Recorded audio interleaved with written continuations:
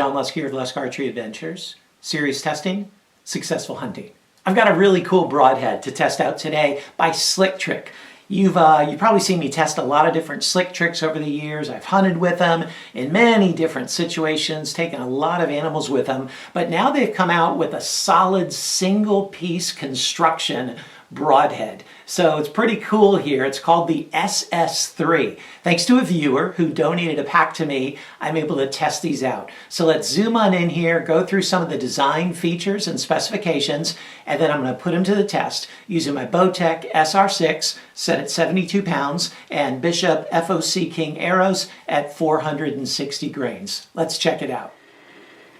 Here's a good look at the head close up. It's machined out of a single chunk of 416 stainless steel, and you can see that it's got a black anodized finish to it, which I really like, so it doesn't glare or reflect as much in the woods in a hunting situation. The cutting diameter is 1 1/8 inches, and the blades are 0.042 inches thick, so pretty thick blades. The overall length is 7/8 of an inch, which is really nice to be sub 1 inch. That's going to aid in penetration as well as aid in flight. It's not quite as short as a tooth of the arrow, say. That's like 3/4 of an inch in length. That really aids in flight and penetration, but it's a lot shorter than most 3-blade single piece heads are. Now, it's hard to see probably here in the video, but the tip is really stout, okay? They've got a nice chisel tip. Of course, it's cut on contact. It's all 3 blades are just straight double bevel blades, but you can see that tip is really stout, and I'd imagine it's going to be really durable. There's also a groove in the ferrule at the center there, which is going to save on weight a bit. Okay, this is a 100-grain broadhead here, but it's also going to aid in penetration, and it's going to aid in its aerodynamics, and so be more forgiving in flight. I imagine this is going to be a really good head. I wish it was a little bit wider cut, but still 1 1/8 is pretty standard, and I think it's going to do pretty well. So I'm eager to put it to the test.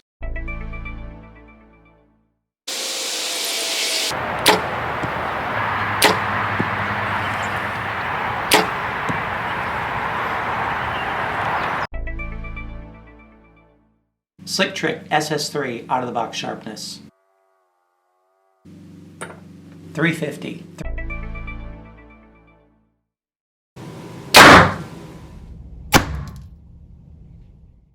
The SS3 penetrated 8 inches.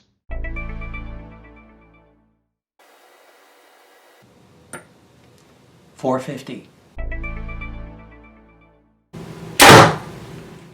It penetrated through 57 layers.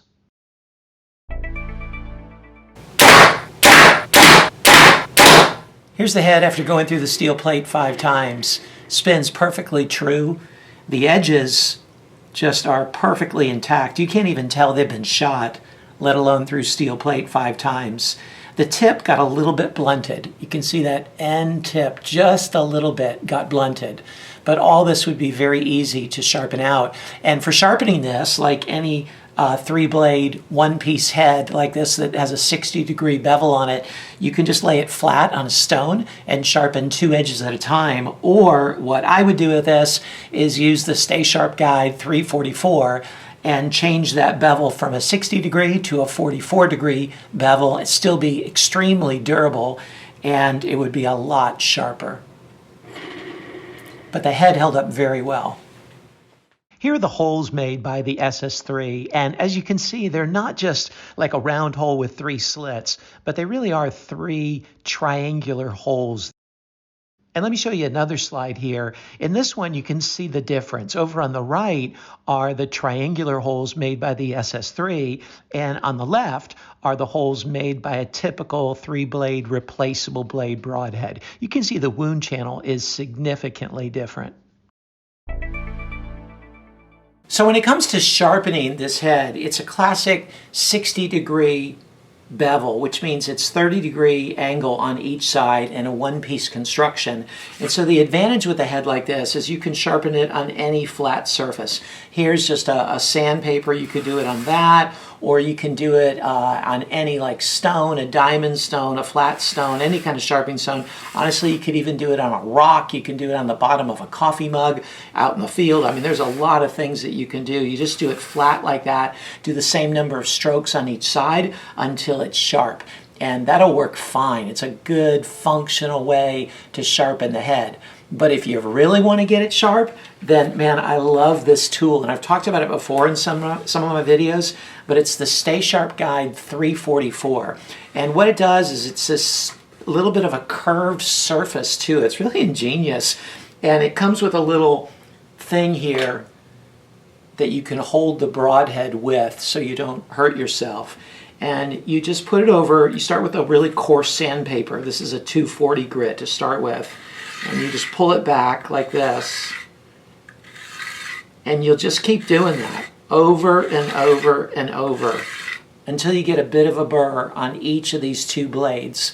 And when you get a burr, which means like the edge is just curled over just a little bit, then you rotate it and you go on to the next two and do the same thing. You do that on the 240 grit, and then you go up to the next grit that I think is like a 400, and then you go to an 800, and then a 1200, and then a 2500, and then to get it really extra polished and sharp, you go to cardboard with a rubbing compound, a sharpening compound. And that's what they have all in this kit, this 344 kit. It's not very expensive. Takes a bit of time, depending on the quality of the steel and the hardness of the steel. But I do it like when I'm watching TV or listening to a podcast or something like that. But by the end of it, it's really sharp. So I'm going to go ahead and do that with this head and then test it out and see how sharp I can get it. I just finished sharpening one of these heads with the Stay Sharp 344. And here's the two heads. Here's like a normal one, and then here's the one that's been sharpened with the 344. And again, what it does is rather than having a 30-degree angle bevel and a 30-degree angle bevel making a 60-degree total, it has a 22 angle and 22 angle making it 44 degrees total. So it doesn't make it much weaker, okay? You still have a 44-degree angle on that, which is a pretty nice stout bevel. Sometimes people wonder how much weight it takes off when you sharpen it this way, but it really doesn't take much off. Like if I put the head on here, here's the original 102. Here's the one I just sharpened, 102. It definitely makes a difference in the way it looks, and it changes the angle, but it still weighs basically the same. And now let's test the sharpness. 275. Man, that's quite an improvement over the original. And I didn't spend that much time. Just with that little bit, it makes a significant difference. Here's the head after the concrete shot. And as you can see, it held up remarkably well. Spins perfectly true. The tip is in very good shape. The edges are in very good shape. I mean, obviously there's going to be some dulling, and the tip is a little bit blunted there, but man, it held up very well. One of the very best that I've tested so far. This could definitely be resharpened and reused without too much of a problem. So what did you think of the SS3? Man, it performed really well, right? You can check out the score sheet and see how it did in the areas that matter to you the most. But this head joins a pretty competitive market of 3-blade, around 1 1/8 inch cutting diameter, solid steel, single-piece construction heads. You've seen here in my channel a lot of tests of those heads, and you can check out those videos and see how they compare to the Slick Trick. But there's like the Muzzy, the G5, the Cutthroat, VPA, Bishop, Holy Trinity, Ozcut Elite Series. D-Power came out with one that's, real budget-minded but performed super well. Tough Head has a 3-blade single construction piece like that. Then you got the Annihilators, a little different dimensions, but all really similar heads. And so now Slick Trick joins that crowded field, but comes out with a really good head that's worth a look. So again, check out the score sheets, check out those other videos, and see how they perform, and see which one might work best for your setup. Great job, Slick Trick.